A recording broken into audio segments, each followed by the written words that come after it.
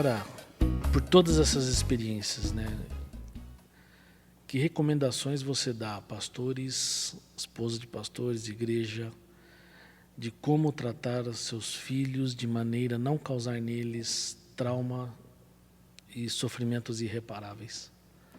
Eu creio que é um pouquinho de tudo que a gente já conversou, né? Eu não tenho uma receita pronta e fácil. Eu acho, inclusive, muito difícil. Eu estou aprendendo algumas coisas agora, a duras penas. Outras coisas eu vou aprender ainda. Eu falei para o meu filho, um tempo atrás, que ele talvez não tenha ideia do quanto ele me fez melhorar como homem de Deus, como pastor.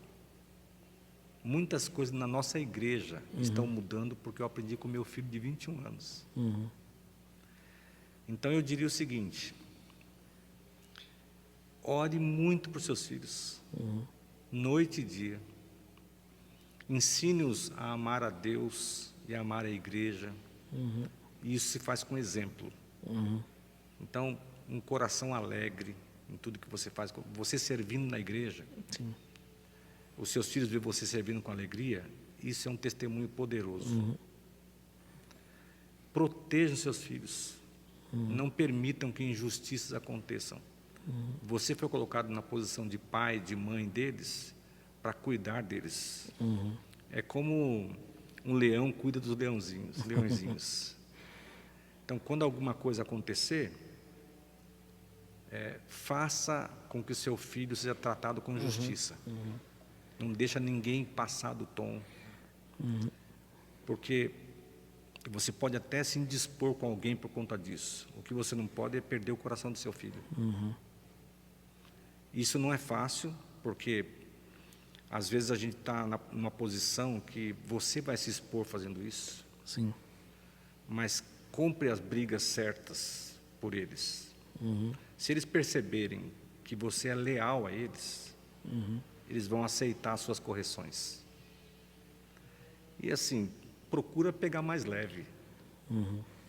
Não dá para a gente ser rígido demais com os meninos e meninas da igreja e duros com nossos filhos. E essa diferença de pesos e medidas aí é uma tragédia no coração deles. E acho que é o que a maioria escreve aqui, né? São os pesos e as medidas. Pesos desiguais, né? E o que o pastor Clóvis, com anos de ministério, com experiência, diria então para o pastor Clóvis que estaria iniciando o ministério a respeito de tudo isso? Se eu pudesse voltar lá atrás, né? Puxa vida, viu? Olha, eu acredito que é um pouco do que eu falei, mas procure alguém que possa te orientar. E assim, eu gostaria, né, que lá atrás a gente tivesse mais abertura para falar sobre isso. Hoje a gente está aqui livremente falando. Sim. Graças a Deus, a sua vida também, esse espaço. Espero que cheguem muitas pessoas, isso. Amém. Pastores, famílias pastorais, igrejas, diretores de seminário, professores, né?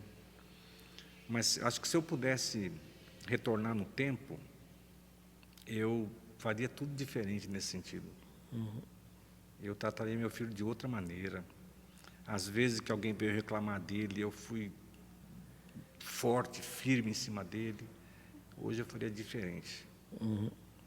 Eu amaria meu filho, claro, quando é para ser repreendido, tem que ser repreendido com firmeza, mas sempre com amor.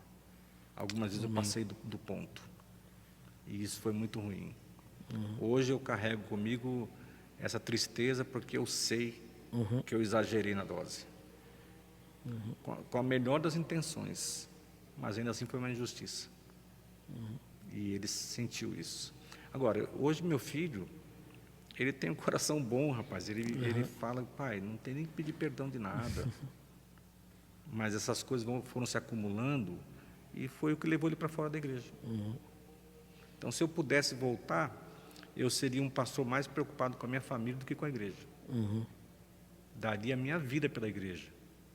mas primeiro a minha casa. Amém. Esse livro é uma obra pronta. 15 filhos de pastores escreveram sobre diversas dores, dilemas, lutas. Mas, assim, eu vi muitos deles também agradecidos por seus pais. Sim.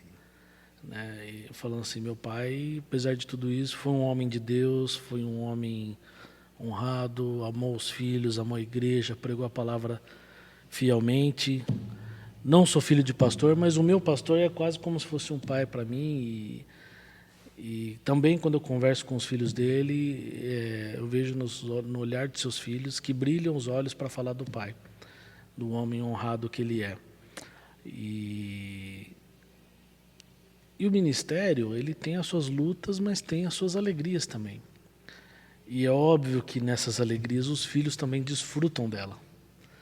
Né? E eu vi muito aqui nesse livro, não só as dores, mas também vi filhos falando da alegria do ministério de seus pais e de ser filhos de pastores, dizendo, olha, tem as suas lutas, mas também tem as suas alegrias. Diante de tudo isso, como é que você espera que esse livro e até esse episódio do que a gente tem falado possam ajudar pessoas a entender melhor a experiência dos filhos de pastores? Então vamos lá. A gente focou mais nas dificuldades aqui. Exato. Né? Mas tem muitas bênçãos. Eu acho que é um privilégio sem tamanho nascer numa família pastoral. É o tipo de coisa que a gente não escolhe, é Deus que escolhe por nós. Né? Aliás, quase tudo na vida, né? Exato. O meu filho já reclamou disso. Ele disse, eu não tive escolha. Eu falei assim, seja bem-vindo à humanidade, que ninguém escolheu qual família vai nascer. Né? Ninguém escolheu em que país vai nascer. Faz parte da vida. E tem muitas bênçãos mesmo, muitas alegrias. O livro não trata só das dores. Como eu falei, são 15 capítulos vitoriosos. Sim, sim. Terminaram muito bem, né? Uma honra aos pais também. Mas, ao mesmo tempo, tem muitas histórias que não entraram no livro e que são só tristes. Então, eu acho que tem que olhar com esse respeito a essa realidade de duas faces. Não é só tristeza e não é só alegria também. E como eu falei, talvez seja a dificuldade de todos os filhos, não só de pastores.